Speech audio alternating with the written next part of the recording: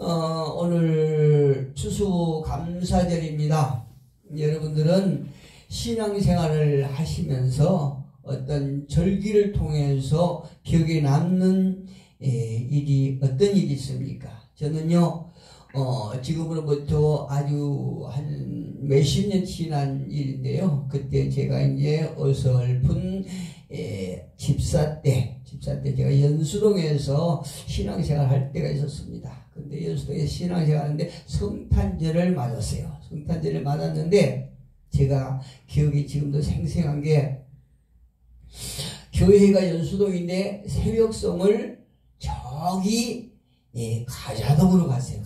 새벽에. 근데 가자동으로 가서 그 어느 가정에 새벽송을 하고 초코파이를 선물로 받아온 아주 그 뜻깊고 기분이 참 좋은 그 기억이 지금도 생생합니다. 지금 생각해보면 오늘도 추수감사절을 통해서 참 마음이 안타까운 것은 많은 믿음의 사람들 생각 속에 또 기억 속에 이 절기가 하나님께서 허락하신 이 절기가 차츰차츰 희미해지고 기억에서 사라진다는 얘기예요. 이건 분명히 절기는 하나님께 주신 절기거든요. 그런데 믿음의 사람들 생각에서 절기가 잊혀져 가고 희미해져 간다는 참 문제가 있거든요. 왜 그렇습니까? 이 절기 속에 하나님께서는요, 귀한 비밀의 복음을 담아서 주실 것이에요. 그런데 절기를 잊어버리고 절기를 이렇게 믿음의 사람들 기억 속에서 힘이 된다는 것은 이거는 문제가 있거든요. 오늘 우리가 함께 봉독했던 신명기 26장 10절과 11절 말씀을 통해서 주신 것으로 여호와께 감사하라 라고 하는 제목을 가지고 우리가 함께 은혜를 나누고 또한 우리가 이 절기를 통해서 우리의 삶과 신앙이 어떠해야 하는지를 우리가 함께 살펴보기로 하겠습니다. 먼저 신앙 역사 그 편을 보면요, 지금으로부터 한 500년 전 영국은 가톨릭 교회로부터 이렇게 독립해서 성공회를 국교로 삼았을 때가 있었어요. 그 이유는 가톨릭 교회를 벗어나서 성공회를 국교로 삼는 이유는 모두가 하나님을 믿는 교회지만 믿음의 순수성과 그 내용이 달랐기 때문에 그 가톨릭을 벗어나서 성공회를 국교로 삼았던 것이에요. 일본에서. 그런데 그 믿음의 순수성을 찾아서 성공회를 국교로 삼았지만 영국은 가톨릭과 똑같은 실수를 범하게 됩니다. 영국이 어떤 실수를 범하게 되냐면 1559년 엘리자베스 1세 여왕은 모든 영국 사람들이 반드시 성공회에 나가야 한다는 법을 만들고 또 심지어 예배, 기도, 찬양까지도 모든 것을 나라에서 정해준 방식대로만 해야 하고 이것을 따르지 않으면 커다란 핍박과 박해를 가했던 것이에요. 그런데 참으로 다행스러운 것은 이런 상황 속에서도 신앙의 자유와 순수한 믿음을 찾는 사람들이 있었는데 이 사람들을 가리켜서 청교도인이라고 불렀던 거예요. 여러분 청교도인 하면은 너무나 잘 아시죠? 근데 청교인들의 왜 이렇게 청교인들이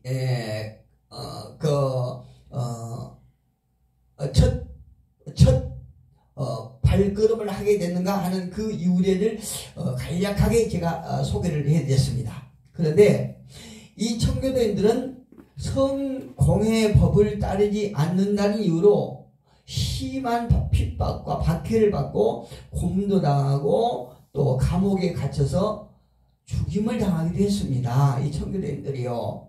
그 죽임을 당한 이유는 다른 이유 없이 성공회의 법을 따르지 않는다는 그 이유로, 또 청교도인들은 자신들의 믿음과 또 믿음의 순수성을 지키기 위해서 성공회에서 정한 법을 따르지 않았다는 이유로 그렇게 심한 핍박을 받고 죽임을 당했던 것입니다. 그래서 청교도인들은 믿음을 지키기 위해서 신앙의 자유를 찾아서 고향을 떠나게 됩니다. 그 청교도인들이요.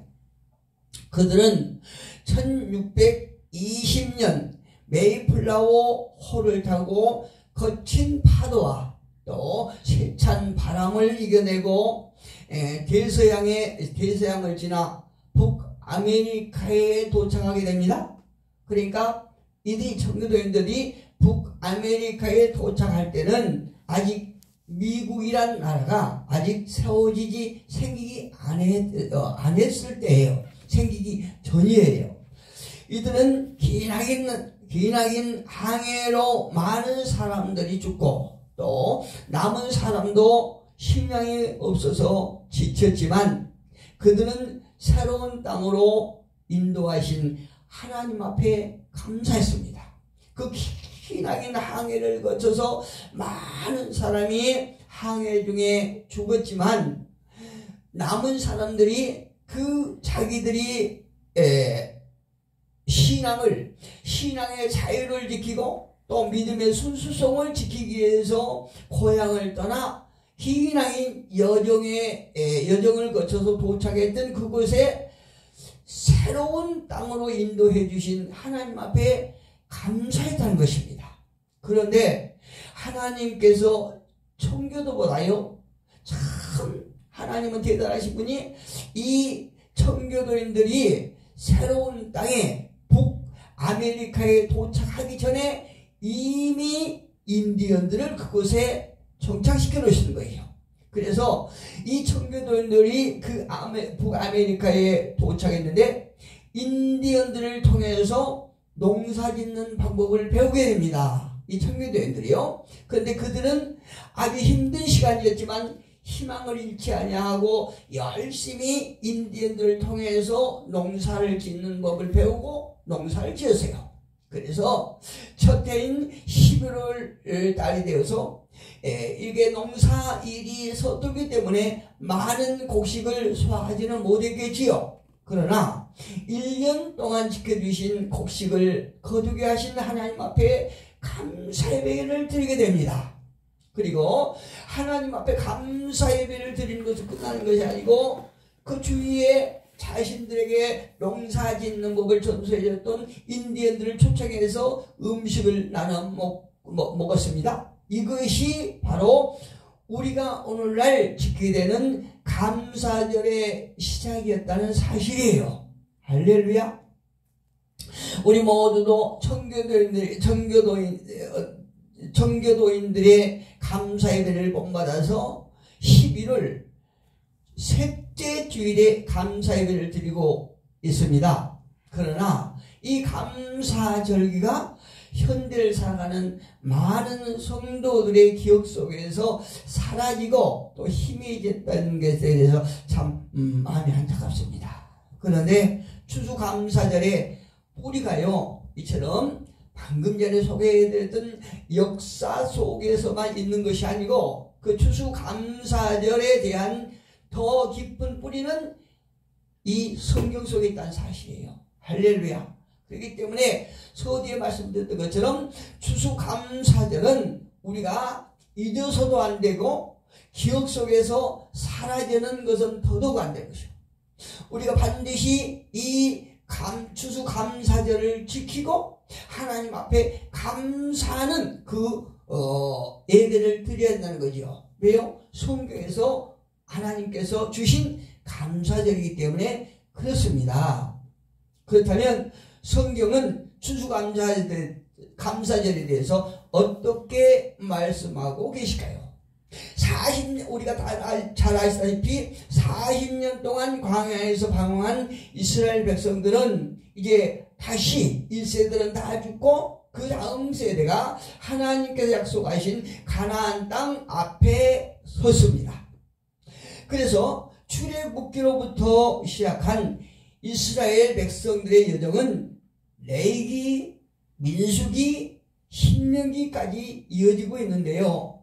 그 신명기에서 모세가 죽기 전에 이스라엘 백성들에게 전하는 유언에서 너희는 가나안에 들어가서도 변함없이 그들을 구원하시고 인도하신 하나님을 잊어서는 안 된다 라고 이 모세의 고별 설교에서 남은 이스라엘 백성들에게 당부하는 거예요. 오늘 본문은 이스라엘 백성들이 가나안 땅에 들어가서 첫 곡식을 거두었을 때 하나님 앞에서 어떻게 행동을 해야 할지를 자세하게 보여주고 있습니다. 할렐루야. 오늘 본문 같이 한번 읽어봅니다. 10절 여호와여 이제 내가 주께서 내게 주신 토지 소산의 만물을 가져왔으니 만물 첫 것이죠. 만물을 가져왔나이다 하고 너는 그것을 내 하나님 여호와 앞에 두고 내 하나님 여호와 앞에 경배할 것이라 이렇게 말하세요.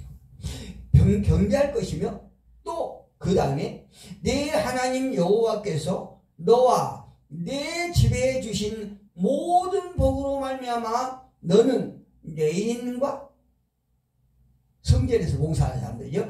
레인과 너희 가운데 거류하는 객과 함께 즐거워할지니라 이렇게 말씀하고 있어요. 할렐루야. 가나안 땅은요 여러분 아시다시피 광야와는 달리 농사를 짓기에 아주 적합한 비용한 땅이에요. 광야에는 모래바람만 세차게 부는 땅으로 농사 지을 수가 없지만 그러나 그 반면에 가나안 땅은 아주 비옥한 땅. 여러분 민수기에서 얼마나 가나안 땅이 비옥한지 포도 한 송이가 두 사람이 들 정도였지 않습니까? 이처럼 가나안 땅은 농사짓기에 너무너무 좋은 토지였어요. 하나님께서 이스라엘 백성들에게 약속한 땅이 그 가나안 땅이지 않습니까? 그럼에도 이스라엘 백성들은 농사일에 서투기 때문에 첫 수확을 많이 거두지 못했을 것 같아요. 제가 잠깐 농사를 보니까 아무리 좋은 땅이라 할지라도 그 10분임의 시기를 늦춘다든가 아니면 어떤 때에 따라서 어떤 잡풀을 뽑아주지 않으면 열매가 많이 안 맺힌다는 걸 제가 깨달았어요. 이처럼 이스라엘 백성들도 아무리 땅이 비옥한 땅이라 할지라도 농사일에 아직 서투기 때문에 시기를 놓칠 수가 있고 제때 관리를 못해서 수확을 많이 거두지는 못했을 것 같아요. 그럼에도 불구하고 그들은 가나안 땅에서 거둔 모든 열매 또 곡식과 채소, 과일의 첫 열매를 하나님께 감사한 마음으로 드린 거예요. 이스라엘 백성들은 출애굽 당시 10가지 재앙 중에 그러니까 이제 잠깐 제가 이제 환경을 바꿔서 이스라엘 백성들의 출애굽 당시로 넘어가 보면요. 출애굽 당시 10가지 재앙 중에 10번째 재앙은 첫째가 죽는 재앙을 보았지요. 계속 하나님께서 모세를 통해서 바로 앞에 재앙을 계속 보여주지만 끝내 이 바로가 이스라엘 백성들을 놓아주지 않지 않습니까? 결국 하나님께서는 10가지 재앙을 그 바로에게 퍼붓는데 그 10가지 재앙이 장자가 죽는 것이었죠. 예, 죽는 것이에요. 이 재앙을 이스라엘 백성들은 똑바로 보았습니다. 그리고 또 한 가지 이스라엘 백성들이 이제 출애굽하기 직전에 문설주의 어린 양의 피를 바른 집만 첫째가 죽는 재앙을 피할 수가 있었다는 사실이에요. 할렐루야. 그래서 이스라엘 백성들은 이 하나님께서 바로의 아들 첫째를 죽였던 것, 또 그 어린 양의 피를 문석주에 발랐던 집은 그 첫째가 죽는 재앙을 피했다는 이 사실을 이미 이스라엘 백성들은 하나님의 법을 다 가지고 계세요. 하나님께서 하셨던 그 법이. 그렇다면 첫 것, 혹 처음 것을 드린다는 그 의미는 어떤 의미가 있느냐? 첫째는 제일 좋은 것을 드린다는 의미예요. 제일 좋은 거예요. 그리고 두 번째는 모든 것을 대표한다는 것입니다. 첫 것이 모든 것을 대표한다는 의미예요. 첫 것을 드린다는 것은 모든 것을 다 드린다는 의미가 같다는 얘기입니다. 첫 열매를 담은 이 오늘 본문에 보니까 첫 열매를 담은 광주리를 제사장 앞에 가지고 가는 거예요. 백성들이 농사를 지어서 가지고 갔어요. 그런데 제사장은 그것을 백성들이 농사를 지어서 가지고 온 그 여러 가지 열매, 곡식, 채소를 가지고 하나님께 예배하는 제단 위에 올려놓습니다. 올려놓았어요. 오늘 본문에 보니까 올려놓았고, 백성들은 하나님께 감사하는 마음으로 이렇게 제사장을 통해서 이렇게 고백합니다. 하나님, 우리 조상은 방황하는 유랑민으로서 적은 수가 애굽으로 내려갔지만, 그러나 하나님의 도우심으로 큰 민족을 이루었습니다. 애굽 사람들은 우리를 학대했고 괴롭히고 종처럼 부렸지만 하나님께서 우리의 기도를 들으시고 구원하여 주신 하나님을 찬양합니다. 이 대목이, 오늘 본문의 대목이 이렇게 이스라엘 백성들이 하나님 앞에 감사한 마음을 드리는 그 고백의 내용이에요. 그리고 비옥한 땅을 선물로 주셨습니다. 그곳에서 열매를 맺게 하셨사오니 하나님께서 이 열매를 받아주옵소서 하면서 이렇게 하나님 앞에 감사하는 그 내용입니다. 이처럼 역사는 하나님의 말씀과 상관없는 곳에서 만들어진 것이 아니고, 추수감사절 역시 청교도인들의 감사절기와 출애굽의 시약의 내용과 똑같다는 것을 우리가 성경을 통해서 알 수 있습니다. 그러면 끝으로 우리는 오늘 본문을 통해서 이스라엘 백성들의 역사를 통해서 어떤 삶을 살아야 할까요? 오늘 본문을 통해서 기억하고 실천해야 할 것은 모든 것을 주신 하나님 앞에 진심으로 감사하는 삶을 살아야 됩니다. 우리가 어떤 것을 얻을 때만 감사하는 것이 아니고, 그렇지 않을 때까지도 하나님 앞에 감사하는 삶을 살아야 돼요. 무엇으로 감사합니까? 우리에게 정말로 건강을 주신 하나님 앞에 감사합니다. 또 귀한 가족을 주신 하나님 앞에 감사합니다. 그리고 우리 주변에 주신 아주 많은 친구들을 주신 데 대해서 감사하는 것이에요. 우리가 오늘날 자유롭게 이렇게 신앙생활을 하는 것에 대해서 하나님 앞에 진심으로 감사하는 것입니다.